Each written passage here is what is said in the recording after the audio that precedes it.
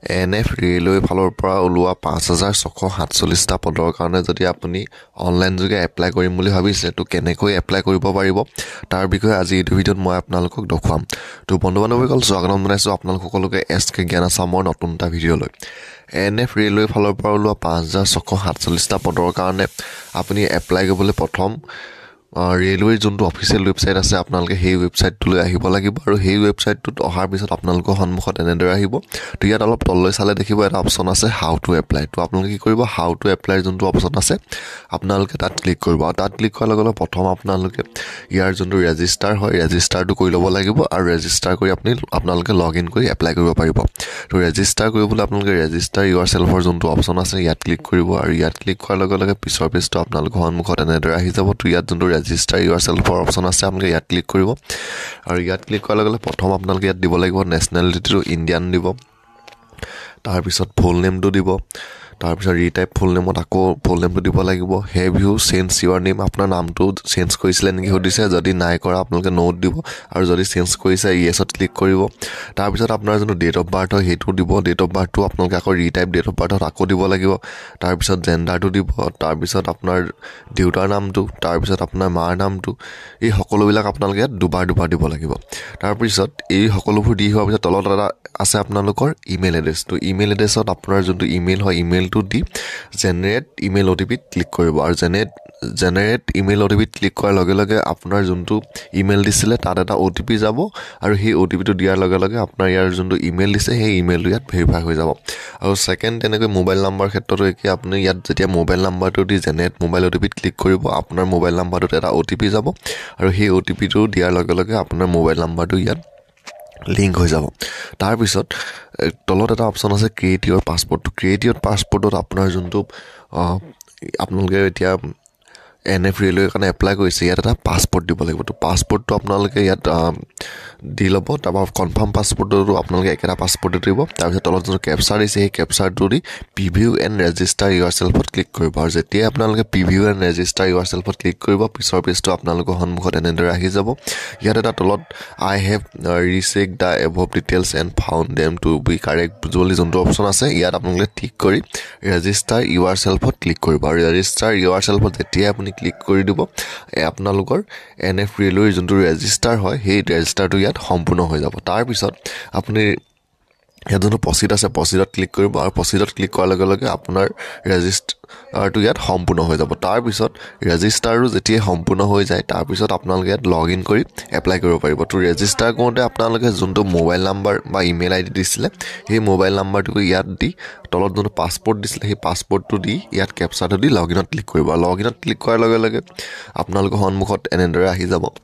তো ইয়াত যোনটো অনলাইন এপ্লিকেশ্যনৰ অপশ্যন আপোনালোকে তলত দেখিবলৈ পাইছে তাত আপোনালোকে ক্লিক কৰিব আৰু অনলাইন এপ্লিকেশ্যনত ক্লিক কৰাৰ লগে লগে পিছৰ পেজটো আপোনালোকৰ সন্মুখত এনেদৰে আহিব। তো ইয়াত দেখিছে NF ৰেলৱেৰ যোনটো কাৰণে মই এপ্লাই কৰিব খুজিছোঁ সেইটো ইয়াত আহি আছে আৰু লাষ্ট ডেটটো ইয়াত দেখুৱাই আছে। তাৰপৰা আপোনালোকে ইয়াত কি কৰিব, যোনটো নেক্সটৰ অপশ্যন আছে আপোনালোকে নেক্সটত ক্লিক কৰিব আৰু নেক্সটত ক্লিক কৰাৰ লগে লগে পিছৰ পেজটো আপোনালোকৰ সন্মুখত এনেদৰে আহি যাব। তো ইয়াত আহিলে প্ৰথম select A valid proof of ID। তো ইয়াত আপোনালোকে আধাৰ কাৰ্ডটো দিব পাৰে, তাৰপিছত ডকুমেণ্টছ নাম্বাৰত আপোনালোকৰ আধাৰ নাম্বাৰটো দিব 12 ডিজিট, তাৰপিছত আপোনালোকে প্লেচ অফ তাৰপৰা ইছ্যু অথৰিটিটো ইয়াত দিব লাগিব, প্লেচ অফ ইছ্যু আপোনালোকে আধাৰ কাৰ্ডখন ক'ত বনাইছিলে সেইটো দিব লাগিব, তাৰপৰা ডেট অফ ইছ্যু আধাৰ কাৰ্ডখন কেতিয়াই আপোনালোকৰ বনাইছিলে সেই ডেটটো আপোনালোকে ইয়াত দিব লাগিব আৰু সেই সকলোবোৰ দি হোৱাৰ পিছত তলত আপোনালোকৰ আহিলে নেশ্যনেলিটিটো ইয়াত আপোনালোকে যিহেতু ৰেজিষ্টাৰ কৰোঁতে দিছিলে এইবিলাক সেইকাৰণে ইয়াত আহি গৈছে ডেট অফ বাৰ্থ, তাৰপৰা আপোনাৰ বয়সটো, তাৰপৰা মেইল মোবাইল নাম্বাৰটো। ইয়াত এটা অপশ্যন আছে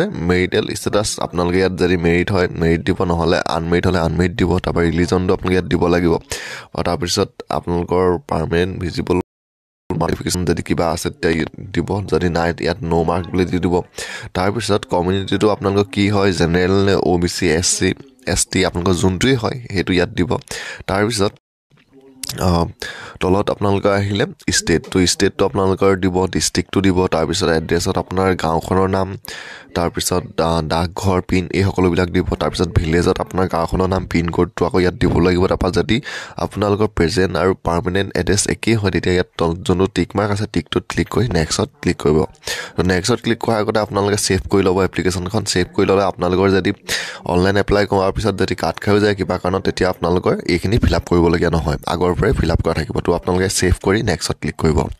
তাৰপিছত এই সকলোবিলাক দি হোৱাৰ পিছত আপোনালোকৰ দেখিছে মই ছেভ কৰিলোঁ, এতিয়া মোৰ ডাটাখিনি ইয়াত ছেভ হৈ গ'ল। তাৰপিছত মই নেক্সট ক্লিক কৰিছোঁ আৰু নেক্সট ক্লিক কৰাৰ লগে লগে পিছৰ পেজটো এনেদৰে আহিছে আৰু ইয়াত সুধিছে do you want to enrol ex servicemen. তো ইয়াত যিহেতু মই নহয় ইয়াত ন' দিম। তাৰপিছত তলৰটো মোৰ ন' দিছোঁ।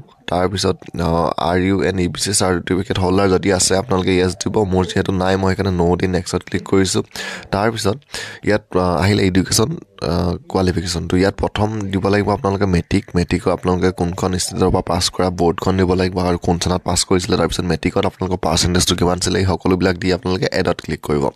আৰু যেতিয়াই আপোনালোকে এডত ক্লিক কৰিব এইটো দেখিছে মোৰ মেট্ৰিকৰ যোনখিনি ডাটা হয় ইয়াত এড হৈ গৈছে। তাৰপিছত দিব লাগিব হায়াৰ ছেকেণ্ডেৰীটো, মই হায়াৰ ছেকেণ্ডেৰীটো ইয়াত দি এডত ক্লিক কৰিলোঁ আৰু এই হায়াৰ ছেকেণ্ডেৰীটো মই এড হৈ গৈছোঁ। তাৰপিছত 3 নম্বৰতে টো আছিলে গ্ৰেজুৱেশ্যনটো মই ইয়াত এড কৰিলোঁ, ক'ৰ পৰা কৰিলোঁ আৰু কিমান পাইছিলোঁ এই সকলোবিলাক দি মই ইয়াত এডত ক্লিক কৰিলোঁ। তাৰপিছত এই সকলোবিলাক এড কৰি হোৱাৰ পিছত আপোনালোকে ছেভ কৰি নেক্সট ক্লিক কৰিব আৰু নেক্সট ক্লিক কৰাৰ লগে লগে পিছৰ পেজটো আপোনালোকৰ সন্মুখত এনেদৰে আহিব।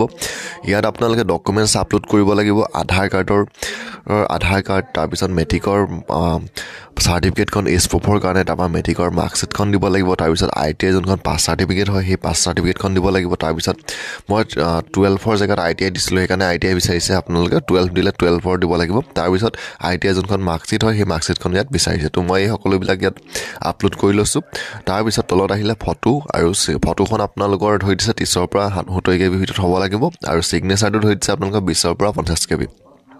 মই ডকুমেণ্টছকেইটা ৰিচাৰ্জ কৰি ইয়াত আপলোড কৰি ল'লোঁ আৰু PDF কেইটা আপোনালোকৰ আৰু ডকুমেণ্টছকেইটা আপোনালোকৰ PDFত হ'ব লাগিব, JPGত হ'লে ইয়াত আপলোড নহয়। তো মোৰ ডকুমেণ্টছকেইটা আপলোড হৈ গ'ল। তাৰপৰা ফটো আৰু ছিগনেচাৰো মই আপলোড কৰিলোঁ, আপলোড কৰি ছেভত ক্লিক কৰি নেক্সট ক্লিক কৰিলোঁ। নেক্সট ক্লিক কৰাৰ লগত পিছত আহিলে মোৰ প্ৰিফাৰেঞ্চটো মই প্ৰথম ক'ত দিম ইয়াত দেখিছে, ইয়াত বহুতকেইটা আছে প্ৰিফাৰেঞ্চ আপোনালোকে ইয়াৰ জেগাকেইটা চাই আপোনালোকৰ যোনকেইটাৰ কাৰণে আপোনাৰ সুবিধা হয় সেইকেইটা আপোনালোকে ইয়াত চিলেক্ট কৰি দি দিব।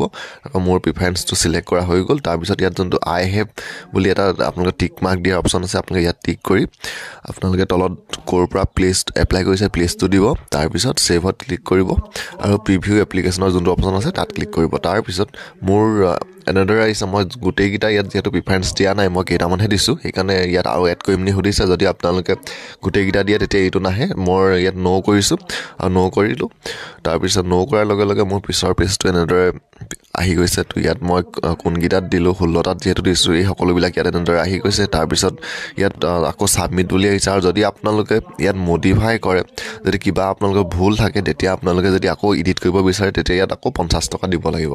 তো মোৰ যিহেতু ঠিকে আছে মই ছাবমিটত ক্লিক কৰিছোঁ আৰু ছাবমিটত ক্লিক কৰাৰ লগে লগে ইয়াৰ NFRL যিহেতু 100 টকা অনলাইন চাৰ্জ দিব লাগে আমাৰ OBC সকলে, তো ইয়াত 100 টকা দিয়াৰ অপশ্যনটো আহি গৈছে। তো ইয়াত মই পে' নাওত ক্লিক কৰিম আৰু পে' নাওত ক্লিক কৰাৰ লগে লগে ইয়াত আকৌ পে'ত ক্লিক কৰিম। আকৌ পে'ত ক্লিক কৰাৰ পিছত QR-টো জেনেৰেট কৰি মই পে'মেণ্টটো কৰি দিলোঁ আৰু মোৰ যোনটো NFRL অনলাইন এপ্লাই এই পে'মেণ্টটো কৰাৰ পিছতে মোৰ সম্পূৰ্ণ হৈ গ'ল। বন্ধু বান্ধৱীসকল, আপোনালোকেও যদি NFRL অনলাইন এপ্লাই এনেদৰে কৰিব বিচাৰে তেতিয়া আপোনালোকে অতি সোনকালে গৈ NFRL যোনটো অফিচিয়েল ৱেবছাইট আছে সেই ৱেবছাইট ৰেজিষ্ট্ৰেশ্যনটো কৰি এনেদৰে এপ্লাইটো কৰিব পাৰিব।